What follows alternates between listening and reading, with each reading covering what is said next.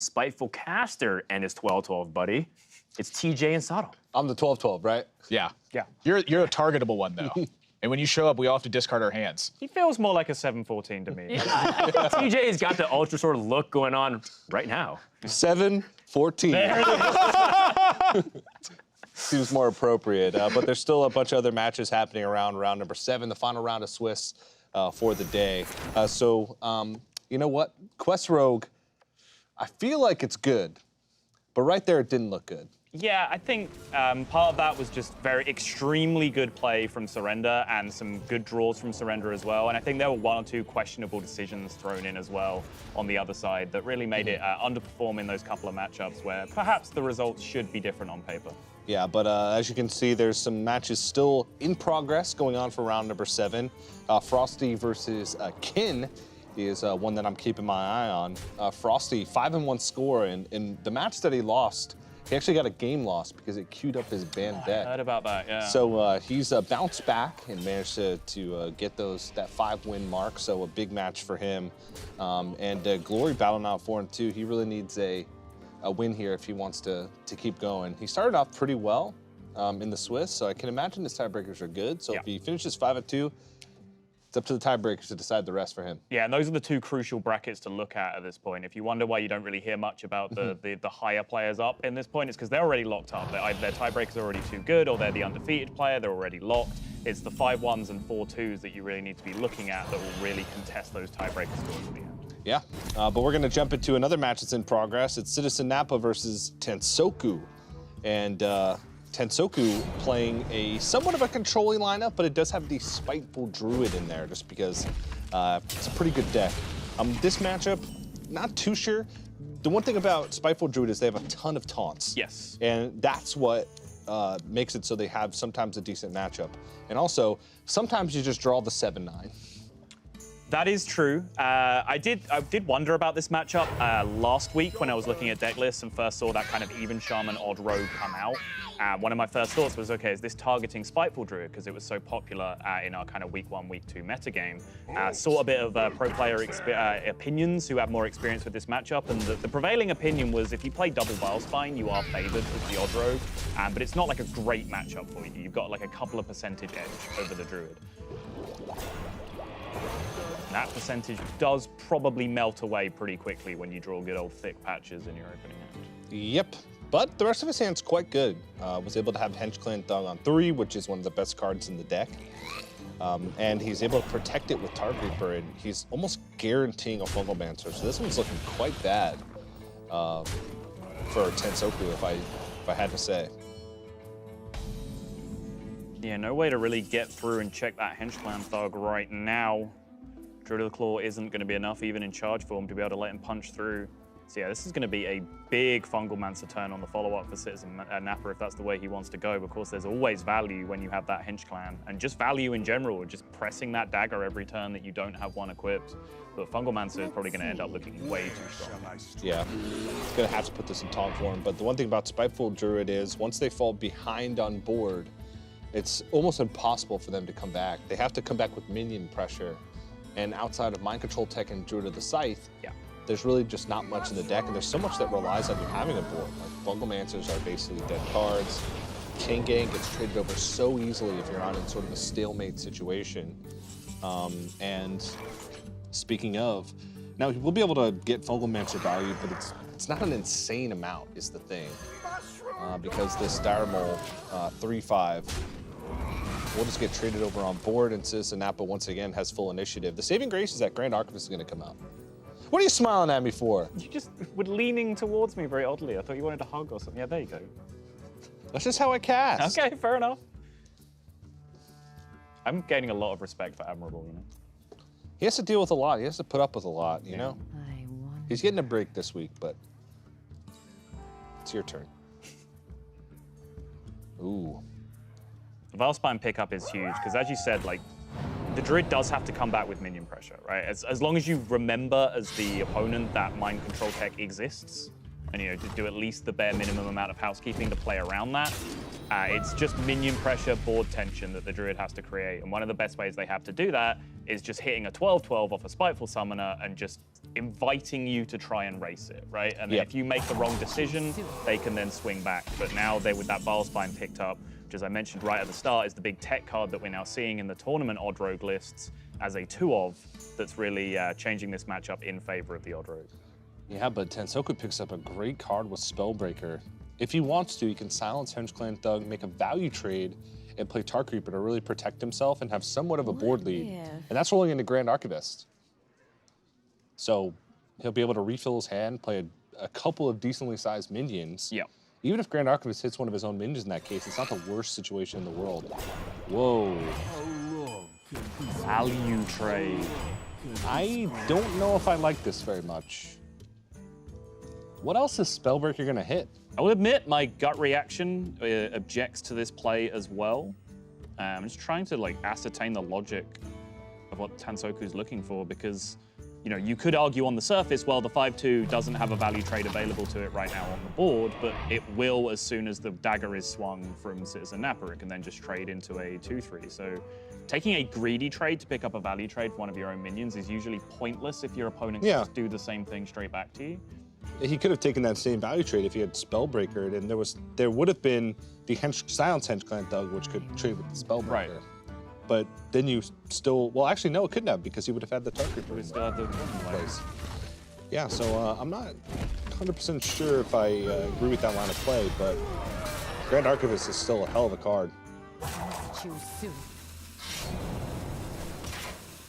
Yeah, I feel like his board state is not as promising as it could have been going into that big turn, though. And I think, as you mentioned a couple of turns ago, this was the setup. He had to just try and maybe edge his way onto this board, and then Grand Archivist can come back. But now with the board state being a little worse than perhaps it could have been, he's asking a lot more from this Archivist if he even wants to go that route now. I think you still go that route. I think you do, too. Because if you play Spiteful Summoner, sure, you're getting a big minion, but Vilespine Slayer exists. Also, his only follow-up play in that case would be Grand Archivist. And then he's... Silence has befallen TJ as the Spellbreaker is picked up. I guess that answers your question. You said, when else are you going to use Spellbreaker? The answer is instead of playing Grand Archivist on the next turn. That is 2 power plays for Tansoku. So you picked Tansoku. I did. So with your clear insight into this man as a Hearthstone player and human being, can you explain his thought process right now? No. Okay. I mean, he's playing for tempo, but I feel like Grand Archivist also plays for tempo. And wasn't the Spellbreaker play just more tempo on the previous turn as well? It was. And now, if he plays Grand Archivist, there's a potential that he could just die. Mm-hmm.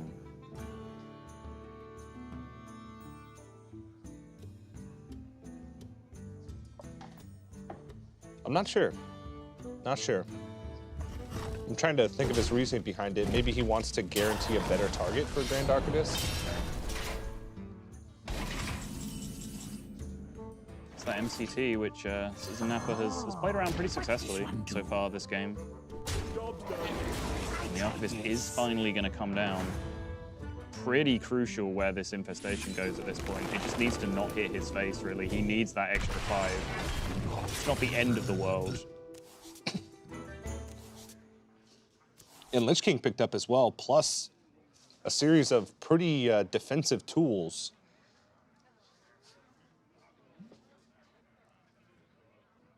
Second Vilespine Slayer is still something they have to keep in mind, but if he sees it this turn, then he's free to play Lich King.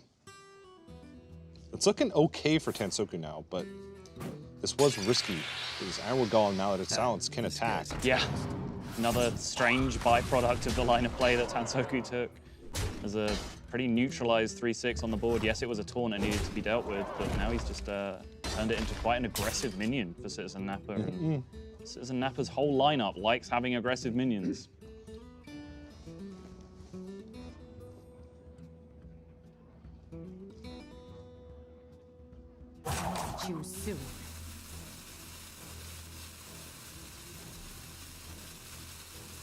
really debating on the Valspine Slayer. Yeah, I'm fine with it coming down. Obviously, like a big taunt minion is what you're scared of on the following turn. You know that they have some kind of taunt defensive play in hand right now with all of those cards they drew of Ultimate Infestation. But you essentially, you add 3 power to the board and you take 5 power off your opponent's board, right? So if the threat of the other side is Lich King, well, you've already kind of swung that amount of stats on the board anyway with your Valspine in the first place. The only worry that CitizenNappa, I think, the only legitimate counter-argument anyway is that mind control tech, which he's been playing around up until this point, and this is the most likely turn in the game for mind control tech to have been in his opponent's hands since the game started. So it was a little worrying, but it would have to be, you know, taunt minion plus mind control tech plus more defense to be able to really punish him. It's just a little unfortunate. That's exactly what Tansoku has. What Tansoku has. Yeah. Even with the Glacial Shard to follow up and block some of this damage, and the longer Crippler stays on the board, the harder it's going to be to deal with. And next turn, Tansoku is going to be able to play Lich King. Yeah. And outside of like Ironbeak Owl.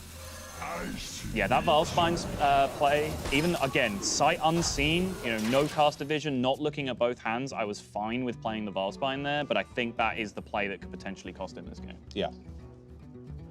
And this was basically silence or bust for CitizenNappa. Oh, it's a 7-8. Earlier in the broadcast, I said it was a 7-9. I think I did too. That's how little respect I have for Baku. Yeah.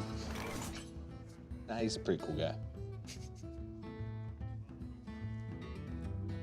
Still a threatening board, and he doesn't really have too much stuff to just straight up trade with. And there's still that Deadly Poison Dagger. What if...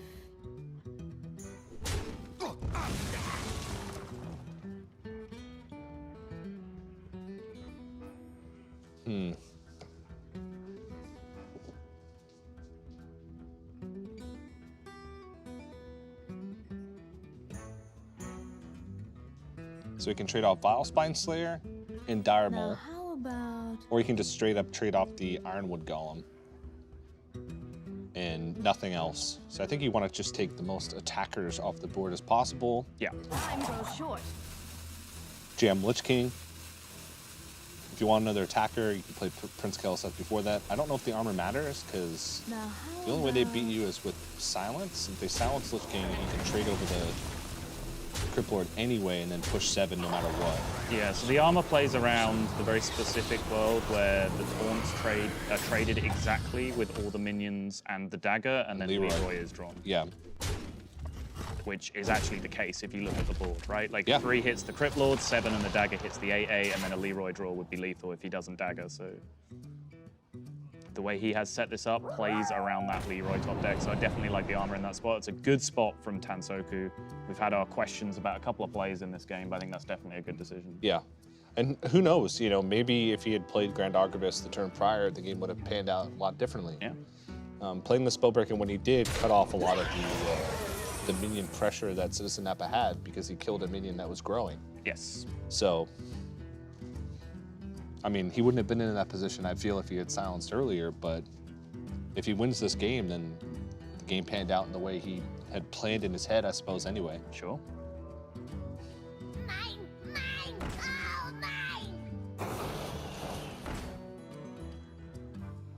Pretty useless pickup off the Blink Fox there, all things considered. 3-1 when you've already maxed out your mana against a board that has 3 1/1s on it. Yep. Not really what you're looking for. Ooh.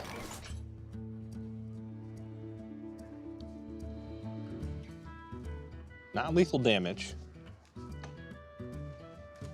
But that can make for some good trades onto the board. There's nothing that allows him to play around Leroy off the top, though. Nope. So once he realizes that, he thinks, okay, can't go for that plan. Need to try and minimize the outs that he does have. But I don't think there's really any more. So uncomboed Cold Blood potentially is drawn off the top. That would add 2. So as long as he gains 1 armor, he can leave 3 damage on the board if it means he can set up lethal for himself. Yeah.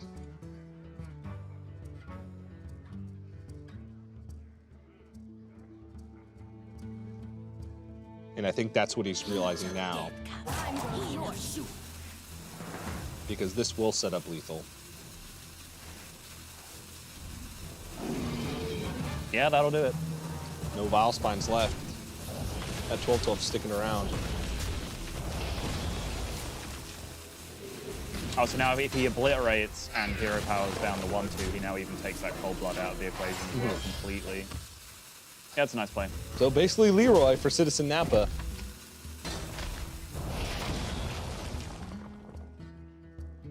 That is a big old Wow. I And despite a pretty quick start, CitizenNappa is going to fall in game 4. Falls to 5-2, whereas Tansoku clinches his spot in the top 8 with a 6-1 score. So yeah, lineup's working out for him. Control lineup with Spiteful Druid.